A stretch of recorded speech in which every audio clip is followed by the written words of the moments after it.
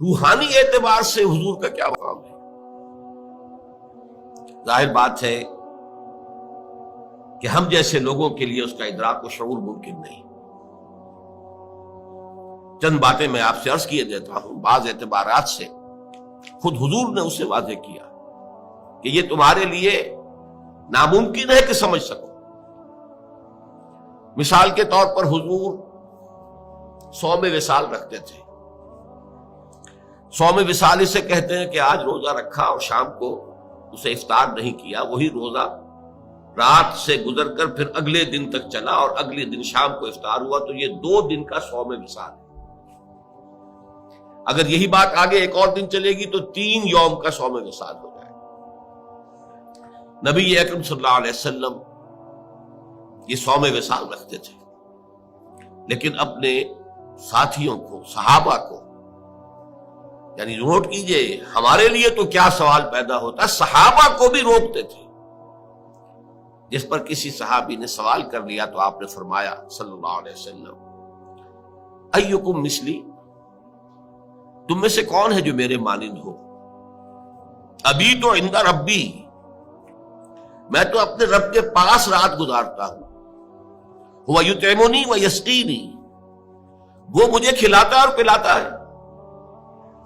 اب بتائیے ہم میں سے کس کے لیے ممکن ہے کہ تصور کر سکے کہ یہ شب بصری جو اللہ کے ہاں ہوتی تھی اس کی نوعیت کیا تھی، اس کی کیفیت کیا تھی، وہ کھلانا اور پلانا کس نوعیت کا تھا جو اللہ تعالیٰ محمد رسول اللہ صلی اللہ علیہ وسلم کے ساتھ معاملہ کرتا تھا۔ معلوم ہوا کہ یہ چیز بھی ہمارے دائرے سے خارج ہے۔ اچھا میں تو اپنی بات کر رہا ہوں، میں سمجھتا ہوں کہ بڑے سے بڑے صوفی اور بڑے سے بڑے ولی اللہ کے لیے بھی ممکن نہیں ہے کہ حضور کے روحانی مقام کا پورا ادراک کر سکے۔ ان دونوں پہلوؤں سے جب ہماری عقلیں اور ہمارا فہم و شعور اور ادراک عاجز ہے تو اس کا مفہوم یہ ہوا کہ اس کو بیان کرنے کی کوشش کرنا بہت بڑی خطا، بہت بڑی غلطی ہے۔ یہ بڑی خطا اس اعتبار سے نوٹ کیجئے، سادہ سی مثال سے بات سمجھ میں آ جائے گی۔ ایک لطیفہ ہے، کسی دیہاتی کی کوئی مشکل تھی جسے کسی ایک شہری بابو نے، شہری شخص نے حل کر دیا، اور وہ شخص جو تھا شہری، وہ ڈپٹی کمشنر تھا، لیکن اس دیہاتی نے اسے دعا دی، خدا تجھے پٹواری بنائے، اس لیے کہ اس دیہاتی کے لیے سب سے بڑا عہدہ، سب سے زیادہ صاحب اختیار ہستی پٹواری کی۔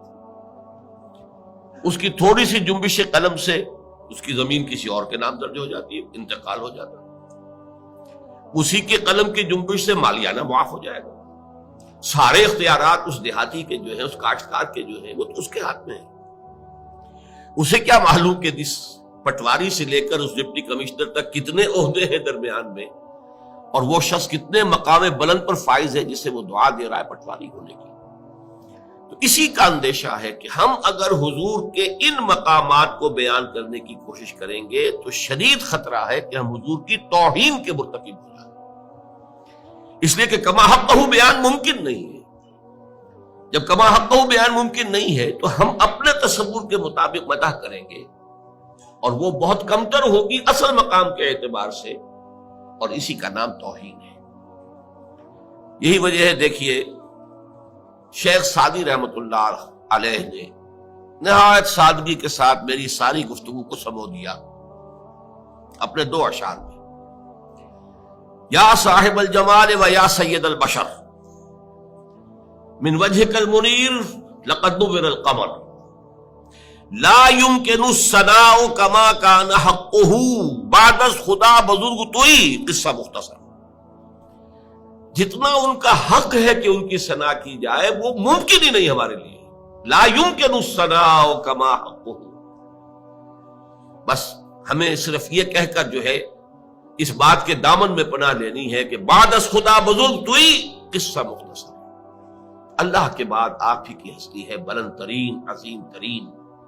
اب اسے کس طرح بیان کریں، کیا بیان کریں؟ ہمارا تصور سے بھی آگے بڑھ کر تخیل بھی سرنگوں ہے کہ وہ اس مقام بلند و رفیع کا کوئی ادراک اور شعور کر ہی نہیں سکتا۔